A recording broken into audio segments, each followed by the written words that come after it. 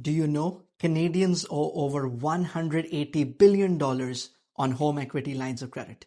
And that number has climbed every single month, even with rates flat for almost a year.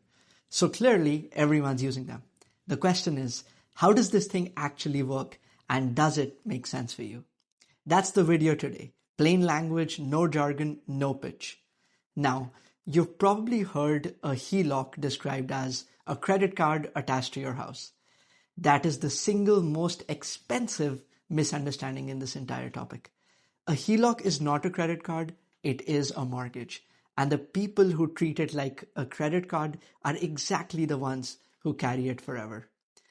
Now, my name is Raghav Manchanda. I'm a mortgage broker licensed in BC and Alberta, and I set these up regularly, and I've personally used ones many times. So here it is, the way I explain it across the table. First, what a HELOC actually is. It's a revolving credit line secured against your home. Revolving means it works like a tap, not a lump sum. You draw what you need, when you need it, pay it back, and the room opens up again. You're approved once for a limit, and until you actually use it, it costs you nothing.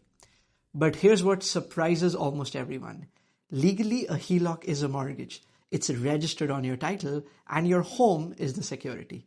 And that has a consequence most people just miss. When you apply for your next mortgage, many lenders don't look at what you've borrowed on your HELOC. They look at your limit.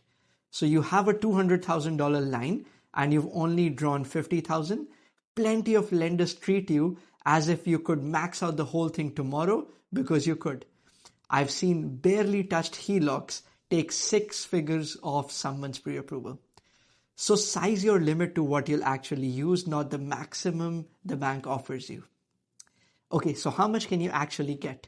There's a formula. Let me show you with real numbers. Now, there are 2 rules which govern every single HELOC in Canada. The line itself can go up to 65% of your home's value, and your total borrowing, mortgage plus HELOC, cannot pass 80%. So say your home is worth $800,000 and you owe $450,000 on the mortgage. 80% of 800 is 640. Subtract the 450 you owe and you end up to $190,000 that could be available on a HELOC. So that's the whole formula. Value times 80% minus what you already owe. Now pause the video and run your own numbers. If you've owned a home for a few years in BC or Alberta, that number might surprise you. So what does it cost? Setup for a HELOC is usually an appraisal and some legal fees, a few $1,000s at max. Sometimes it's also free on promotion and the rate is based on prime. So prime today is 4.45%. Most HELOCs land between prime plus half and prime plus 1%. So roughly between 4.95 to 5.5% at the current market. It's more than a fixed mortgage, but way less than a credit card.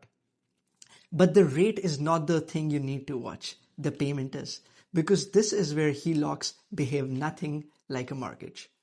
Now, 3 things. 1, you only pay interest on what you've drawn. A $190,000 limit you never touch costs you $0 every month. 2, the minimum payment on most HELOCs is interest only. And 3, the rate goes up and down with prime. Every Bank of Canada decision flows straight to your payment. Now, think about what interest only really means. On a regular mortgage, even the minimum payment pays down the principal. The loan is built to end.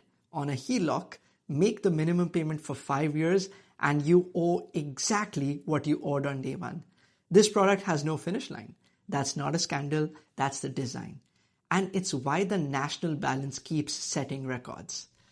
So if you carry a balance, do what the product won't do for you. Set your own fixed payment, principal and interest, automate it, and give the debt an end date.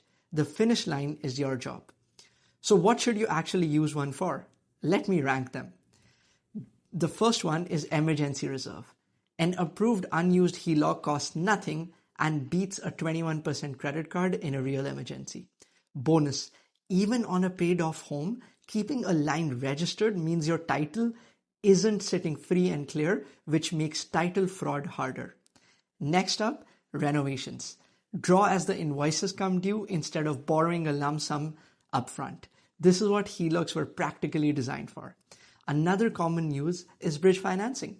Buying your next home or investment before the current one sells, the HELOC carries your down payment for a few weeks or months, usually far cheaper than private bridge financing.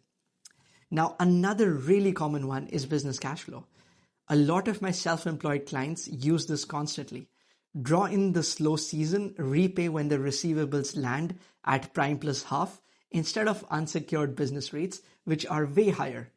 Consolidating expensive debt is another common reason. Roll a 21% credit card into 5% line is real savings, with one warning. It only works if the spending that built the card balance actually stops. Otherwise, you've just moved the debt somewhere more comfortable. And the advanced one, investing. Borrowing against your equity to invest. A rental down payment, a portfolio, this is how a lot of Canadian wealth actually gets built. And here's the wrinkle most people have never heard. Structured correctly, the interest on the money you borrow to invest can become tax deductible. Structured wrong, it's leveraged risk with zero tax benefit. That strategy deserves its own full video, and it's the next one going on this channel. Notice what every good use on that list has in common: a clear answer to one question: when and how does this money really come back? Renovation through the values home. Bridge when the old home sells. Business when receivables come in. And if you can't answer that question, you don't have a use for a HELOC yet. You have a temptation. So let's recap. A HELOC is a mortgage, not a credit card. The math is your home's value times 80% minus what you owe. The minimum payment will never pay it off. That's your job. And every good use has a known exit strategy. And if you take one thing from this video, even if we never speak again, it's this. Before you draw a single dollar, write down the exit strategy, the date, and the mechanism that brings the money back. If you can't write it down, wait. That one habit puts you ahead of most HELOC holders in the country. Now, if you want to know your actual number, how much room you have, and whether a HELOC or a refinance fits you better, book a call. There's a link below. I'm a licensed broker in BC and Alberta, so we can run your property, your numbers, regardless of where you are, on one call. And the next video takes the most interesting use on today's list: investing with your equity, and shows you how Canadians structure it so the interest becomes tax deductible, and the mistakes that void it. Subscribe so you don't miss it. See you next time.